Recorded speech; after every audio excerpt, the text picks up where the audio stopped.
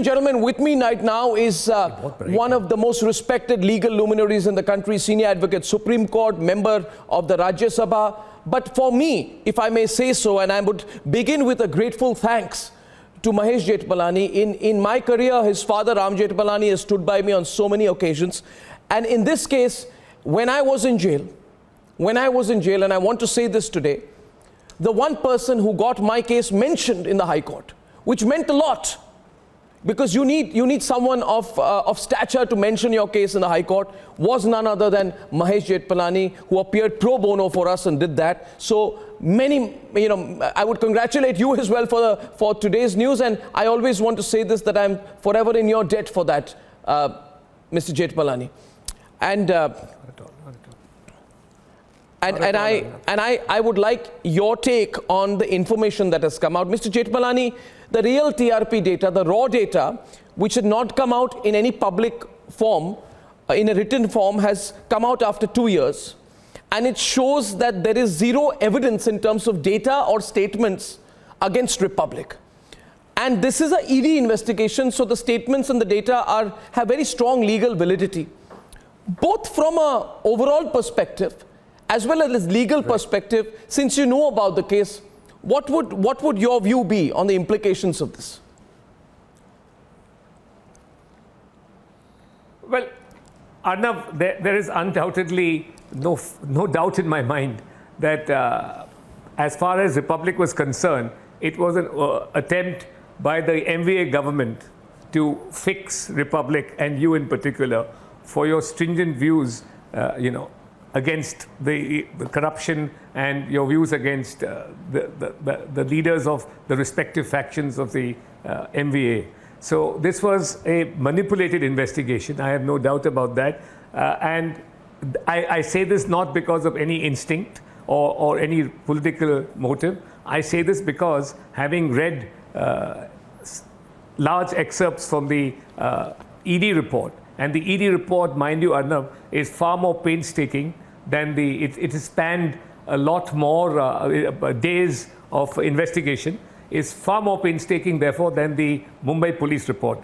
The Mumbai police report is extremely, hasty. It seems to have been conceived with a predetermined motive.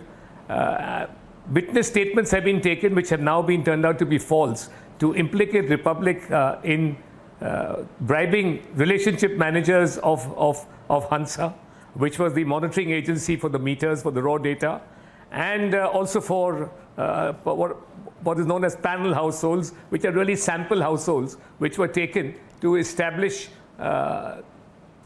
Republic's complicity in trying to gain a spike in viewership by paying bribes. Now, all those, the ED investigation seems to show that none of the panel households have in any way implicated Republic.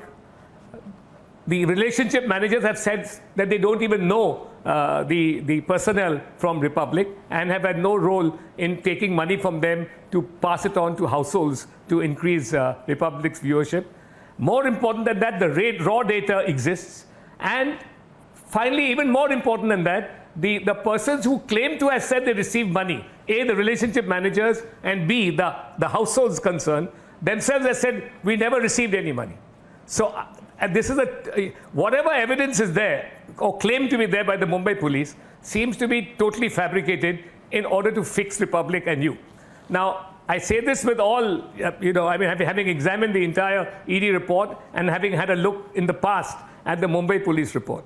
So, some people have said that they never gave the statements attributed to them by the Mumbai police. Yes. And most of all, Arnav, I think what is really clinching for me is that there is no money trail. There is no money trail, absolutely. There is no money trail. This has been said by the ED. Sorry to intervene. Sorry to intervene. I want to quote this for you, sir, because you hit the nail on the head. If you allow me, I just want to quote the part where the ED says there is no financial or fund trail at all regarding anybody at Republic, that there is no financial trail or money trail at all. How significant is that? Because the charge is about money. Yes. A, the charge is about money, and B, the money trail not being there is further corroborated and strengthened by the fact that there was no spike in viewership. If you had paid money, there would have been an inevitable spike in viewership. Those households, the sample households who were investigated, have revealed no spike in their viewership so far as Republic or Republic Bharat is concerned. Now, these facts, according to me, are compelling. According to me, this case which the Bombay police made against Republic is trash. I wish to ask you something on a broader perspective, Mr. Jethmalani. Fixing, fabrication, these are important facts. And it becomes incumbent on us to ask that if prosecutions fix using fabricated evidence or manufactured eyewitness statements, sometimes with force, sometimes even more deliberately, like in the absence of any such statement, how serious is this matter? Because in India, malicious prosecution, we're already, in India, there's a fear of the process of the law. So malicious prosecution doesn't really come up as a subject of discussion. As a distinguished lawyer and also a lawmaker, what is your view on that? Because this seems to be a case of fabrication and fixing. You know, I mean, Arnab, the tragedy in this country is that prosecutions themselves are so long drawn out, spanning sometimes 15 to 20 years, that by the time it's concluded, even an innocent person is so fed up that he doesn't want, you know, to extricate his pound of flesh from his persecutors who are not prosecutors. So forget malicious prosecutions. Prosecutions themselves, you know, are seriously vitiated by delays. So until that happens, malicious prosecution, the prosecutions for malicious prosecutions, right, are going to be a distant dream. Absolutely, but is there therefore, I mean, as someone who has also been associated with the media for a long time, Mr. Jethmalani, I said today that while people may think this is Republic being vindicated and hence it's a loss for the other channels, I don't look at it that way. I was addressing people in all newsrooms today. You're a lawyer. If a legal point is made, it's a victory for all lawyers. It's not one person's victory. Is there a message for the media there somewhere? Because I am in a privileged position of having someone as distinguished as you appear for some of our cases in Bengal and others, for example. Is there you know, state governments do intimidate media. Nobody knows that more than you. You've dealt with enough cases.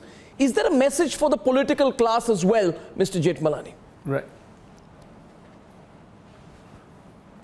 Well, there's a serious message for the political class that, you know, you should never fix people. I mean, this has become legion now in this country, is that you should never fabricate false evidence to go against not just a political rival, but in your case, you know, somebody who belongs to the free press. So, you know, I can understand political rivals hitting out each other, though even that should never be done. No false cases should ever be fabricated against anybody. But then to do it to somebody who's just doing his job, being an independent press, you know, which is one of the pivots of our democracy, it's unpardonable. So that's the message for the political class. For the media, all I can say is, you know, don't fish in troubled waters. Just because you have a rival channel whom you're competing for TRPs, you know, there is no point, you know, I also savaging him in your channel. I get that. I get that point. I've been saying, don't join hands. And really, don't. In fact, don't join. By all means, by fair prosecutors, you can do it. But when a case reeks of persecution, I think the media needs to stand together. That's a big statement coming from Mr. Mahesh Jethmalani. I thank you very much for everything, Mr. Jethmalani, and I hope that communicates my sentiment to you in fullness. Thank you so much.